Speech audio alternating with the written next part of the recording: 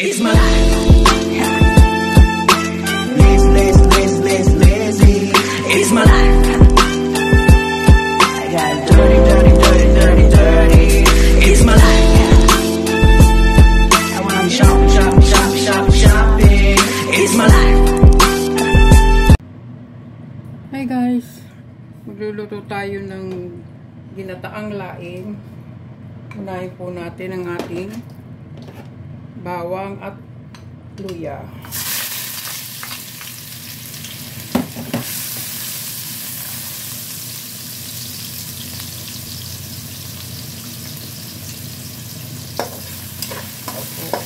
Luluto para masarap ang ating ulam. Susunod po natin ng onion.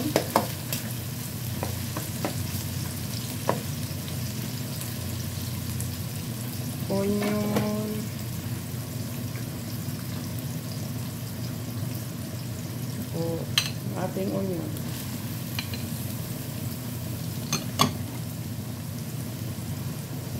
Then, pag medyo na luto-luto na ito ng konti, yung ating alamang. Ang sahog po natin dito, alamang, saka yung aking mga hinimay na isda, inihaw na isda, at saka yung leftover na Kentucky Fried Chicken, kasi sayang din naman eh. Natitira, hindi naman nauubos. Ilalagay ko sa freezer. Then, pagka ganitong gagata. Pang sahog din naman.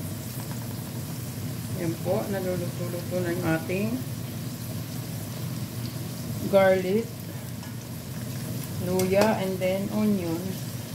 Lalagay ko na yung ating alamang. Ito po yung ating alamang.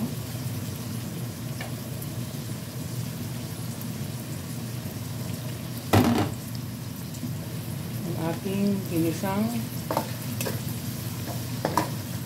dried taro leaves. Ulam po natin ng tanghalian. Ayan. Ayan na. Tapos po niyan, lalagay natin yung gata.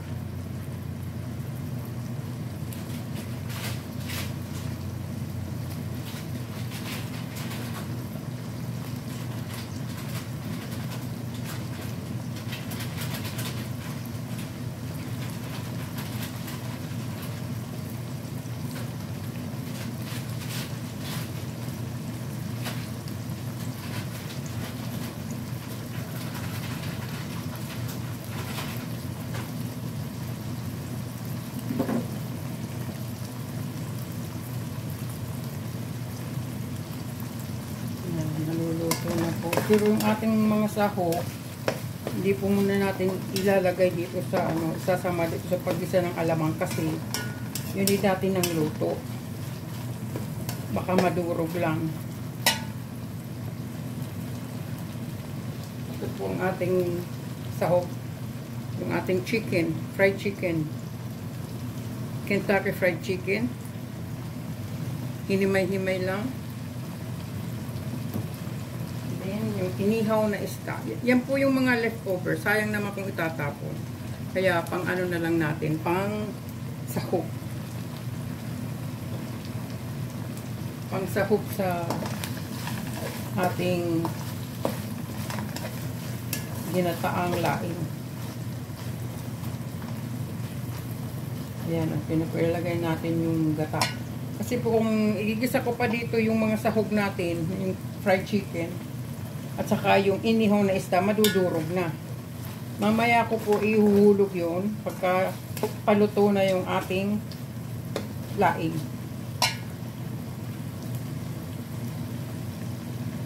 Ito po ang ating gata. Pakukuluin lang po natin ito pag kumulo na at saka natin ihuhulog yung ating laing.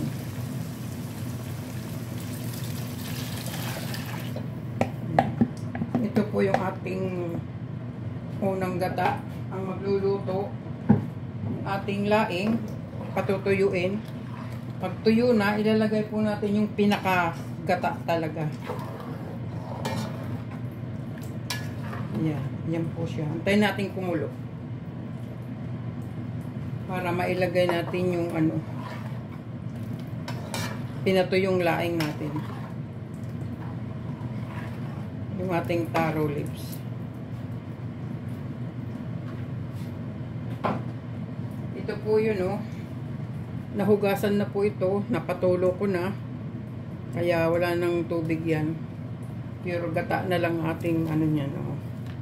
Hinimay-himay ko na din pati yan. Ay, sayang.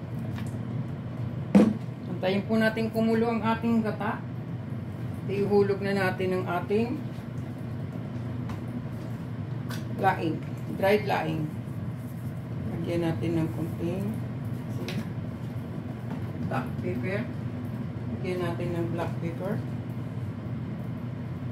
Yan.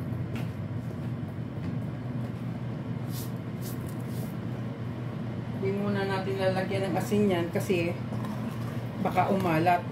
Mayroon na kasi siyang alamang. Antayin po natin kumulo. Ilalagay na natin yung taro leaves.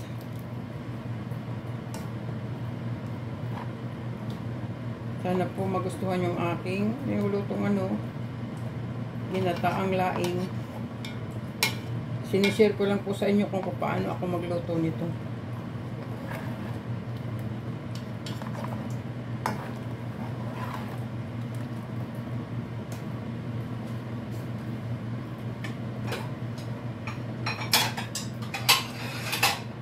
Paborito po yan ng mga Bicolano at Bicolano. Ito po ang ating sili. Pampahanghang.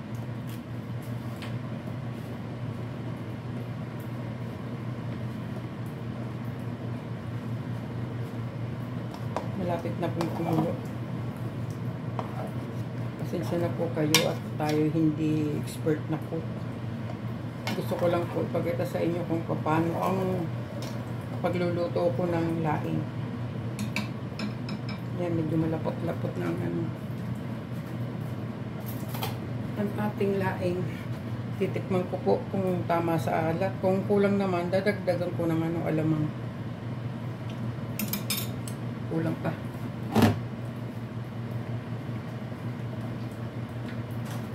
Lasang-lasang gatana. Ito po, dinagdagan ko ng alamang. Para mas lalong masarap.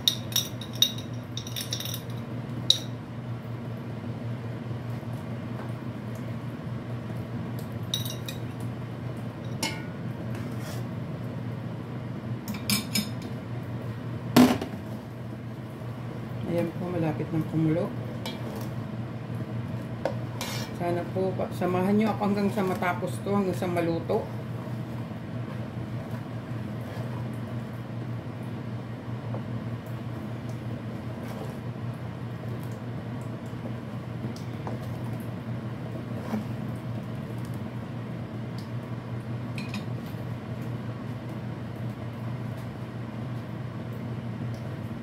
Kulo na siya.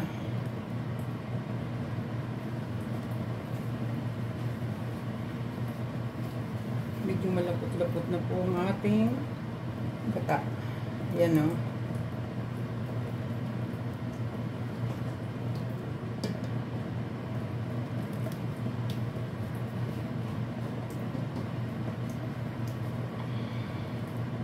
Kumakapit na sa ating sandok kasi po, ayan, kumukulo na. Kumukulo na po ang ating gata. Pwede nang ihulog yung ano, laing. Tapos mamaya ko na po ihulog yung ating mga sahog. Kasi nga, dati nang luto yun. Baka madurog lang. Yung ating fried chicken na leftover. Saka yung leftover din na isdang inihaw. Ayan. Yan. Ito na po ang ating gatao. Kulong-kulong na siya. Then, lumalapot na. Yan po ang ating ipangluluto sa ating laing.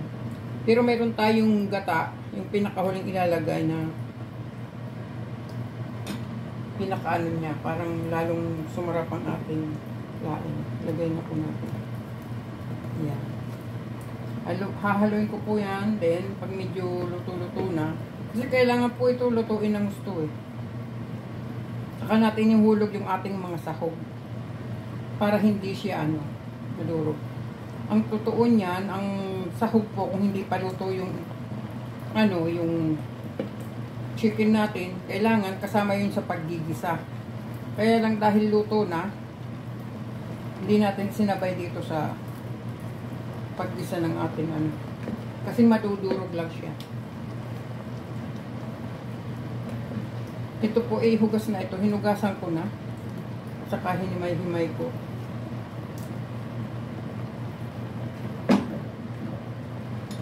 Haluin po natin para umano yung ating gata.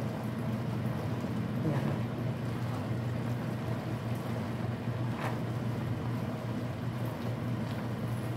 Napakasarap po nito pagka ito yung naluto na.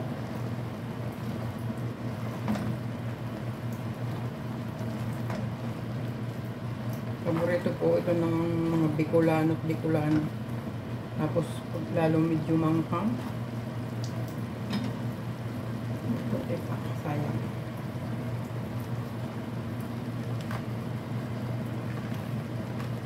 Ang mahal pa naman dito niyan sa Saudi, yung ganyang pinato yung laing. At ang gata, ang mahal din po. Pero gusto natin kumain, kaya pikit mata na lang na magluto tayo nito.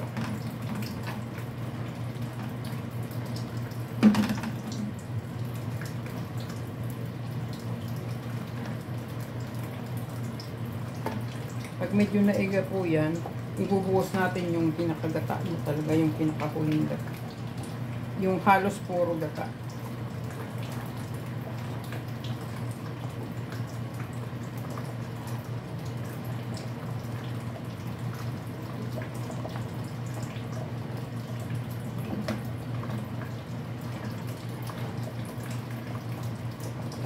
Yan.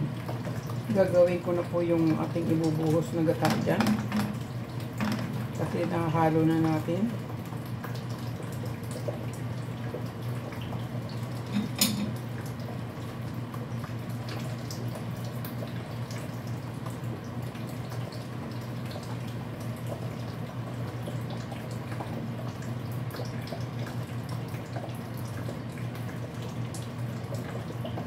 Tatakpan ko muna para maluto ng gusto habang ginagawa ko yung pinakahuling gata niya.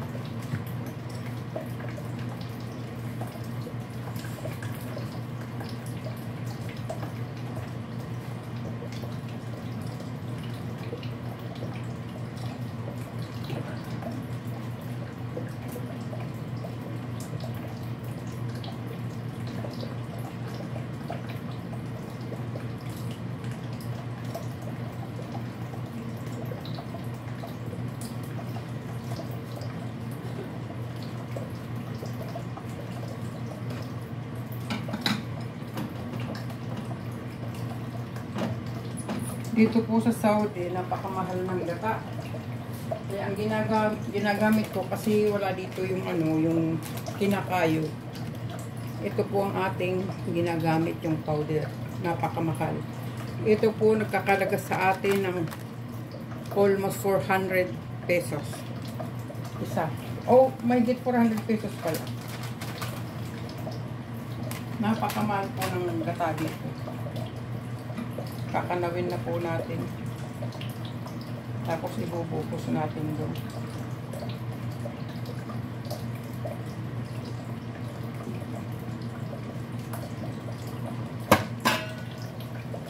Yan, medyo naluto siya. Bubuhusan po na ang ating kinanaw na coconut powder. Ayan. Bubuhos natin yan. Bali, ang nagamit ko ditong panggata, 2 box. Kaya aabot ng mahigit na ano. Kasi bali ito eh. Bali, kung sa pera natin, 700 riyals. Ay, pesos pala. Ayan po. Ayan. Kailangan po hindi natin masyadong haluin yan. Pagka ganyang lubog na siya, hayaan lang natin kumulo.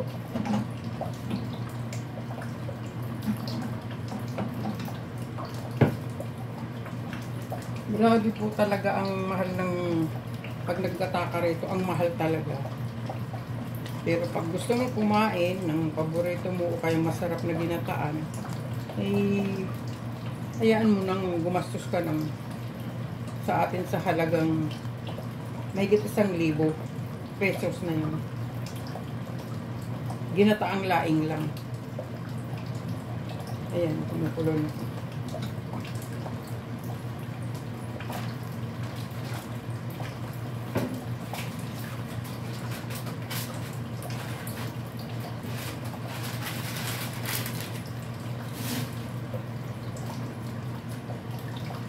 Meron pa po akong itinirang powder dito para panghuli pa. Pahabol pa yan. Panghuling buhos na po yan. Pag natuyo yan, ito naman ang huli, pinakang huli na.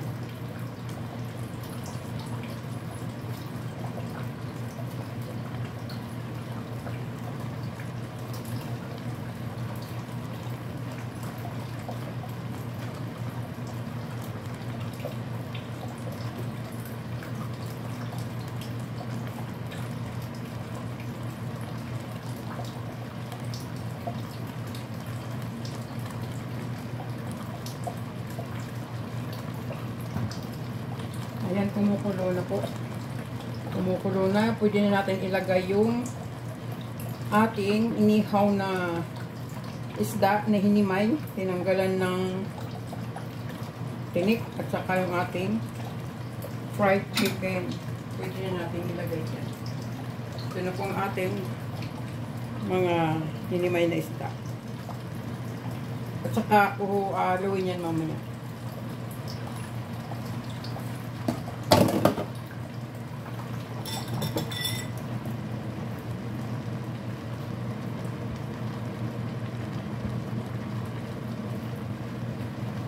Ayan, kumukulo na po. Kulong-kulo na yan. Ito po, ihulog ko na rin yung ating mga leftover na Kentucky Fried Chicken. Ito po, inihaw na isda yan. Ito po ang ating fried chicken, Kentucky na leftover. Sayang din naman kung hindi gagamitin. Harap. Wings. Wala na, baka umalat eh. Tama na ito. Ito po yung dadalhin ng pamangking ko. Bibigyan ko siya pa, dadalhin niya papunta dun sa destino niya. Al-Hasa. Dito rin po sa Saudi, pero sa Al-Hasa siya. Kaya mas na mahal ang gata. Bali 20 riyals ng isang box ngayon. Bibili natin para makapagdala ng atong pamangkin. Mamaya na po itong ating sili. Ahangungin na. At saka yung ating last na gata. Para oo. Kaya nga sabi ko nga dito sa vlog na to. Yung ganyang luto, gagastos ng almost 800 riyals. Ay, no, piso. Piso. O kaya, kung kikwenta yung lahat, pati yung mga 1,000, di ba? Papaitan niya. Maraming dyan. May papaitan, may chop suey. Di maubos-ubos ang mga pagkain eh. Yan, tingnan mo, malapot-lapot na po. Ay, pag ito'y hinalo, sarap na. Ha? O yan nga, yung hinimay ko rin yan. Kasi di ba yung buong isda inihaw? Para pang, naman, pang sahog din. Yes.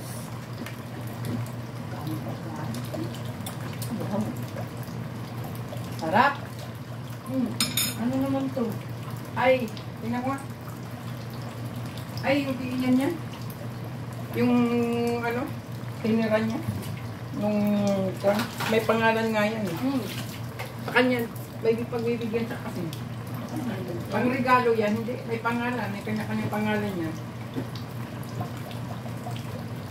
Medyo matabang. Lagyan po natin ng, ano? Oo nga, eh, meron pa dyan, oh. Meron pang carbonara dyan. Asin po, asin, medyo matabang. Ha? Ayun nga, yun. Hindi, meron pa dito. Ayun, dyan, meron pa. Ay, Oh, ayun, oh. Hindi ka naman pwede kumain ngayon. Mamaya. Tinitingnan ko kasi mahilig. Kaya nga eh. Kung di ka magbubuklat dyan sa ref, hindi mo makikita kung mga anong pagkain dyan. Kaya minsan, pagka hindi na namin, kasi pare-pareho kaming busy eh. Pag hindi na namin, yung pinandaw ba, kung hindi na namin binuklat kung anong mga takip-takip dyan, itinatapon na. Kasi minsan, di namin, 3 days, 4 days, di namin nabubuksan yung mga pagkain dyan. May amag na tapon na. Wow. Lapit pa. Ayun. Sana all. Sana all, may dalawang box na cake dyan. Nagbigay nung nung Friday. Oo, daming pagkain ko sa ito. Yung mamamaya sa inyo. Yeah. Siyempre talakain ng leftover. Kasi po yung pamangkin ko, nagbakasyon sa Pilipinas. Dumating siya kagabi, no? Kagabi. Tapos, gusto niya ng laing. May dala siyang mga, naku, isa yatang sako. Pansit bato. Ang daming dalang pansit bato. Hello po. Ay, dapat pala, sinama ko dito sa vlog ko. Buhatin mo lang siya. Ilagay mo dito. Pansit! Sasama natin. Nandun sa karton namin. Pakita ko po sa inyo. Ano na yun, atado na yun, pinaghiwa-hiwalay na. Pero ang dami pa rin natira, galing pang Pinas yung pansit bato na yun. Napakasarap ng pansit bato. Yan. Tingnan nyo po ang ating nilutong Bicol Express. Yan po ang ating Bicol Express. Pero hindi ko pa po yan nahaluin ngayon. Kasi, ayan. Ito po ang papakita ko sa inyo ang aming pansit bato na dala ng aking pamangkin. Napakarami. Ito po, papakita ko sa inyo kung gaano kadami. Ayan. Yan po, yan na lang natira kasi Iba naluto eh. balot na yung iba pamimigay at dadalhin niya yung konti para sa kanya, yung iba naluto na kagabi. Ayan po, napakarami. Isang pa yan. Ang bigat pa naman. Yan po ang pansit bato. Oh, ayan, dito po ulit tayo sa ating niluluto na laing, ginataang laing. Malapit na pong maluto yan. Pag inilagay ko po yung pinakahuling-huling gata talaga. Ayan o, malapot na po.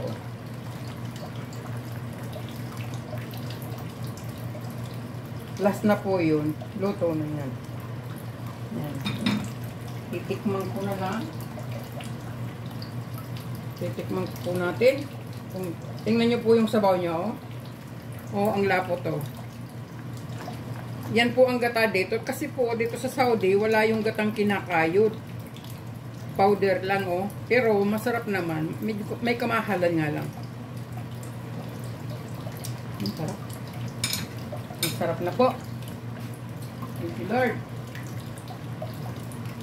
Ngayon, ito po, ilalagay ko na yung sili. Kasi para pag halo natin, maisama na siya doon sa dito sa gulay. Para tingnan natin kung mahanghang siya, kung hindi, dadagdagan natin ng chili powder. Ayun, ilagay na po natin. Magugas muna ako. Ayoko pa naman ng manghang. Nakita nyo po saan ang ating pagluluto ng ng ating ginataang laing. Di ko pa po haluin yan kasi gusto ko maluto muna yung laing bago ko haluin yan. Kaya hayaan ko lang siya ng ganyan. Para pag hinalo ko, Nandyan na yung sahog niya, nandyan na yung sili. Pag kulang sa anghang, dagdag po. Ito po ang ating lalagay na chili, oh. Crushed chili.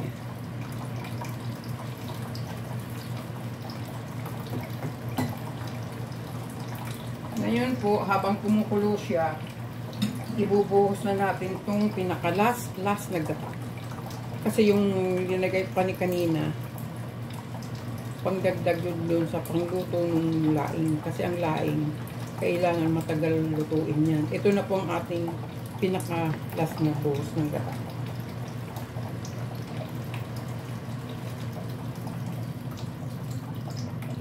Ayan.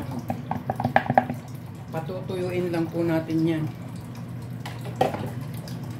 Tutuyuin natin ng gusto para maglangis-langis siya. Pagka nagmanti-mantika na, ayun, yun na yun. O, ayan po natin na kumulo ulit yan. Hanggat sa matuyo. Saka natin hahaluin. Wala na pong kasunod yan. Sana po nagustuhan nyo ang aking vlog na ito. At kung gusto nyo magluto ng ginataang laing, alam nyo po kung paano. At sana magustuhan nyo yung aking paraan ng pagluluto. Excuse me to be auditory.